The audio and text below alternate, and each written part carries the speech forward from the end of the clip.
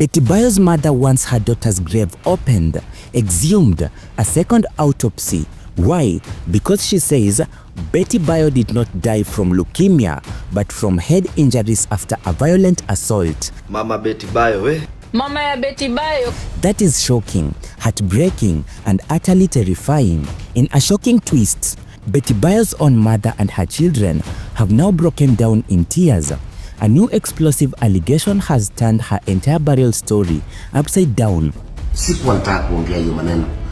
Na ndio maana ninajua mambo mengi lakini nimenyamaza kwa sababu nilikuwa nataka tukunyamaza.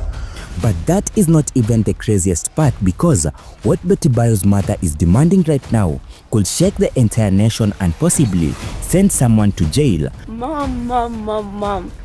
Sai utajua that anything that is yours is now mine. Today, we uncover the shocking truth behind Betty Bayo's mysterious death, why her mother now insists that she did not die from leukemia, but from something much darker. Tension is rising, accusations are flying in, and a family is on the brink of war. But wait, because it gets even more worse. She accuses Tash of abuse, of stealing millions, of buying lorries in the USA, and bringing other women into the house right after the burial of Betty Bayo. Mimi ukinikosea nakusamehe, halafu nakupea bonus ya kukusahau. The family is in total chaos. The children are crying and the mother is literally begging for them to be removed from Tash's home before something terrible happens to them. And just when you think it can't get any more dramatic, the entire case may now head to court and Betty's beautiful rest may be disrupted, all because the truth is suddenly not what it seemed to be. Stay right where you are, because what is coming next is even more shocking than this. Well, this is not just another celebrity death story. This is about alleged assault, stolen millions, and children trapped in what their grandmother calls a dangerous situation. The woman who gave birth to Betty Bayo is crying on camera, revealing details that completely contradict everything we were ever told about the singer, about how the singer died. Was Betty Bayo's death really from leukemia, or was something far more sinister happening behind closed doors? The allegations are explosive, the family is in tears, and the truth might be buried 6 feet under. Stay with me, because what I'm about to reveal to you right now is going to leave you speechless. But let this be clear. This video has not been done with any malicious intent against Hiram Gitau, or popularly known as Tash, or against the Betty Bayo family as a whole. Instead, we have done this video to give you all the exclusive information for educational purposes and just to shed light on whatever has been discussed all over the internet over the previous past few hours.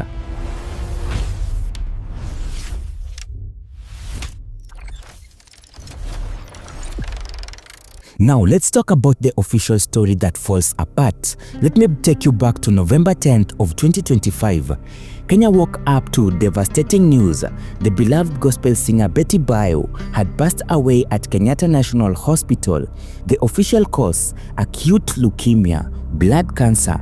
She was only 42 years old.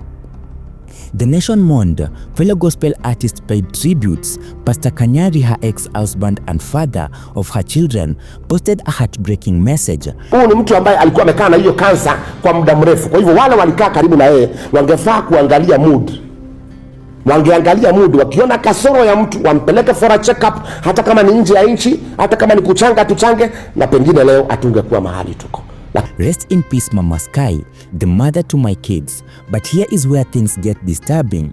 Just weeks after the emotional burial, Betty Bayo's mother, Joyce Wairimu Mbugua, speaking from the United States, went live on social media, and what she revealed has sent shockwaves throughout Kenya. Mama Betty Bayo was crying, visibly distressed, and making allegations so serious that they could change everything we thought we knew about Betty Bayo's death.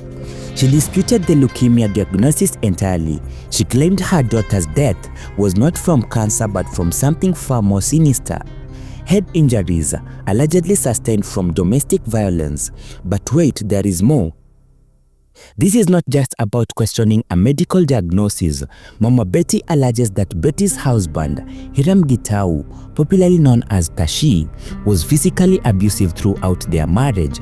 She claims that he assaulted Betty Bayo, that police were involved in domestic disputes, and that in the final weeks before Betty Bayo's death, something happened that left her daughter financially devastated and emotionally broken. The mother is now demanding a second post-mortem examination. She wants Betty Bayo's body exhumed from the grave, and she's calling for a full autopsy to establish what really killed her daughter. Can you imagine the pain of a mother who believes her child's true cause of death had been covered up? And can you imagine having to demand that your daughter's body to be dug up because you don't believe the official story?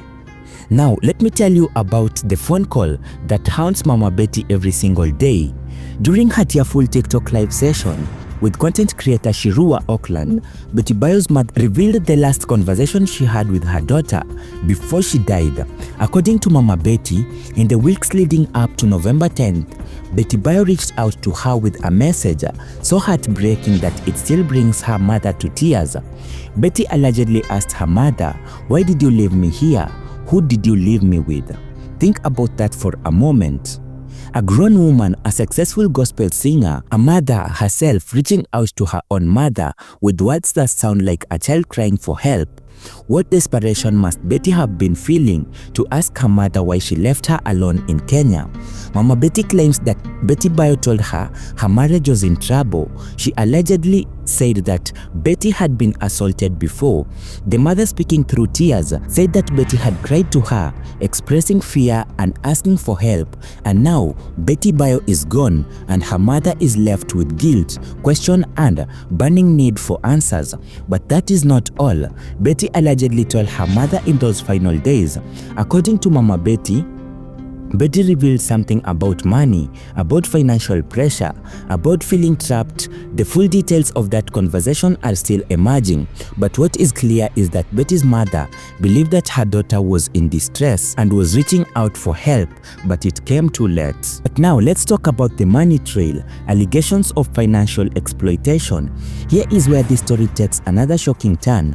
Mama Betty isn't just alleging physical abuse. She's claiming that Tash financially exploited her daughter in ways that left Betty Bayo nearly broke before she died. According to the mother's allegation, during the live sessions, Tash siphoned millions of shillings from Betty Bayo's accounts, and we're not talking about small amounts here. Mama Betty claims that Tash took Betty Bayo's money and used it to purchase 2 lorries in America. Each truck allegedly cost around 8 million Kenyan shillings, and that is 16 million shillings in total, money that belonged to Betty Bayo, money that she had worked hard for through her music career and business ventures. But wait until you hear about the financial incident that Mama Betty described. She alleges that in the period just before Betty's death, Tash allegedly drank, confronted Betty, and forced her to hand over 5 million shillings. 5 million shillings, and can you imagine being forced to give up that kind of money? The mother claims that this incident left Betty Bayo financially strained and emotionally devastated. Now think about the timeline here. Betty Bayo and Tash had reportedly separated 3 months before her death. Tash had gone back to America, so how is that he allegedly returned to Kenya and was the one to check on Betty Bayo's body in Kenyatta National Hospital? These details raised a lot of concern and so many questions. The financial allegations don't stop here. Mama Betty claims that throughout the marriage, Tash was taking Betty's money, making investments in his own name, and leaving Betty Bayo with less and less control over the wealth she had built. Gospel music might be about faith and worship, but it is also about a business. Betty Bayo was a successful artist. She had income from performances, recordings, brand partnerships, and where did all the money go? But now, here comes what might be the most urgent and distressing part of the entire saga: the safety and well-being of Betty Bayo's children. Betty Bayo had children from her previous relationship with Pastor Victor Kanyari, and during this emotional live session, Mama Betty cried and, clearly distressed, made an urgent plea. She wants her grandchildren removed from Tash custody immediately. Not next week, not next month, but now. She said, and I quote, "Those kids need to leave. If it is possible for it to happen today, I would like for those kids to be out of there." But why is the grandmother so desperate to get the children away from the stepfather? Well, according to Mama Betty, there is more to this story. Before Betty Bayo's burial, there was allegedly a family agreement. The plan was that after the funeral, the children would go live with Betty's sister, creating a stable environment where they'd be surrounded by their mother's family. But that is not what happened. According to the allegation, Tash refused to honor this agreement. When the family tried to discuss custody arrangements, Tash allegedly told them to take him to court if they wanted access to the kids. And can you imagine that? Now here is where this gets even more disturbing.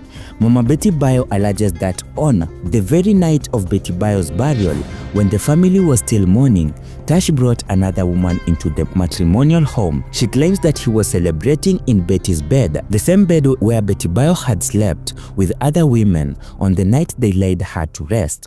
There are also allegations about Tash's behavior since Betty Bayo's death. Some sources claim that he was seen with women in Betty Bayo's vehicle on the day of her burial, and that he has been acting inappropriately, that the home environment is not suitable for the children. Whether all these allegations are true or not, what's undeniable is that Betty Bayo's mother genuinely believes her grandchildren are in danger. The grandmother isn't just making general complaints, she is specifically calling on Pastor Kanyari to step up and take full custody of his children. During the live session, she praised Kanyari, calling him a good man and saying that they maintain a cordial relationship.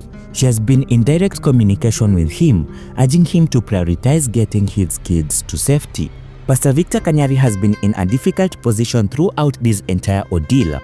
He's the father of Betty Bayo's children, but here is what is interesting. Despite their past, despite their scandal that tore them apart, Kanyari has maintained a respectful relationship with Betty Bayo. When she died, he mourned genuinely. At her funeral, he delivered an emotional tribute, and now, as these new allegations emerge, Kanyari is finding himself pulled back into the center of a family drama.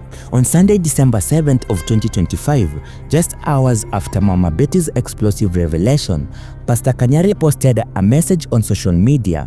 While he didn't go into full details, he acknowledged the mother's concern and indicated that he was paying attention to what was being said. Then, in a video shared on TikTok, Kanyari explained that he had deliberately stayed silent on matters related to Betty Bayo and her family. He said he knew many things but chose to keep quiet out of respect. However, after hearing from Betty Bayo's mother, he felt compelled to speak. But Kanyari's message was primarily directed at Tash. He urged him to listen to Mama Betty's wishes and respect the grieving mother. He said, "I would like to ask Tash to listen to her wishes." But now we have to talk about the legal battle that is now brewing. Now, this situation isn't just about family drama and social media revelations. This is heading towards a serious legal battle, and here is why. First, there is the matter of next of kin. Mama Betty has declared emphatically that she is Betty Bayo's only alleged recognized next of kin, and this is crucial because under the Kenyan law, the next of kin has significant rights regarding estate matters, burial arrangements, and custody decisions. The problem: the burial permit was issued in Tash's name. Mama Betty is demanding that this to be corrected, that Tash's name to be removed from the death certificates, and that all official documents reflect her as the rightful next of kin. But here is where Kenyan succession law becomes critical. Prominent lawyer and activist Justina Wamae has weighed in on this case, calling for increased legal education about succession laws. She pointed out that many Kenyans don't understand that only registered marriages, whether civil, Christian, Islamic, Hindu or customary, are recognized under the Law of Succession Act. Betty and Tash had a traditional Kikuyu wedding ceremony called Rurashio in December of 2021.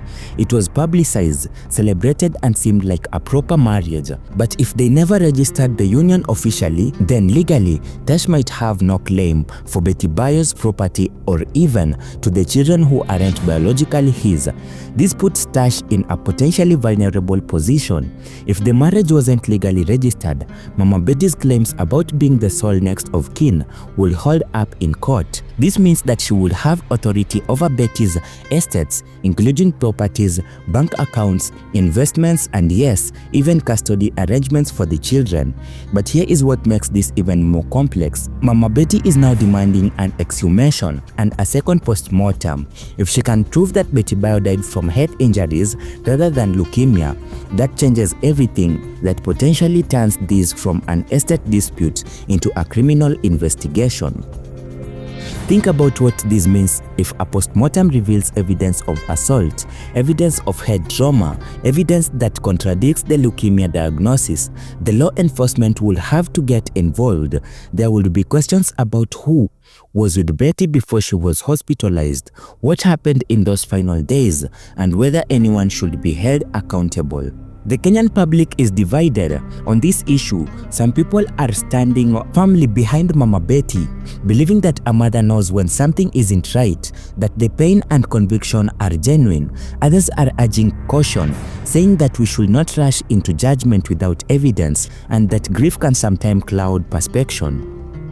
Aspiring Nyeri woman representative Nyawira Kariuki has publicly defended Mama Betty. She argued that doubting a grieving mother's statement reflects poorly on how people view their own mothers. She said, "Anyone doubting Betty Bayo's mother is simply projecting their doubts about their mothers." Gospel artist Shirua GP, who was also Betty Bayo's closest friend, has been notably silent since Betty Bayo's death. Mama Betty even mentioned during the live session that Shirua GP hasn't returned her calls, which has caused her additional emotional distress. Where is Shiru? What does she know? Her silence is conspicuous, given how close she was to Betty. So what happened next? Well, several things need to unfold first. Mama Betty needs to formally file for an exhumation order. This will require going through the courts, presenting her reasons and convincing a judge that there is sufficient cause to disturb Betty's grave. Second, the custody battle over the children will likely end up in court. Pastor Kanyari would need to formally petition for full custody, and Tash would have the opportunity to contest this. A judge would have to determine what is the best interest of Sky and Danny. Third, if the exhumation happens and second postmortem reveals anything suspicious, police would have to investigate. They need to interview everyone who was with Betty before her death, examine medical report records, look into the circumstances surrounding her hospitalization. Fourth, the matter of Betty's estatal properties, bank accounts, and business interests. All of this need to be sorted out. If Mama Betty is indeed the legit next of kin, she will oversee this process, ensuring that Betty's assets are preserved for her children. This story is far from over. A mother is fighting for what she believes is justice for her daughter. Children are caught in the middle of a custody battle. A man is facing serious allegation, and somewhere beneath the ground in Kiambu County lies Betty Bayo, the woman at the center of it all. Will the truth come to light? Will Betty Bayo's body be exhumed? Will the children find safety? And will there be justice if the allegations prove true? These are the questions that only time will answer.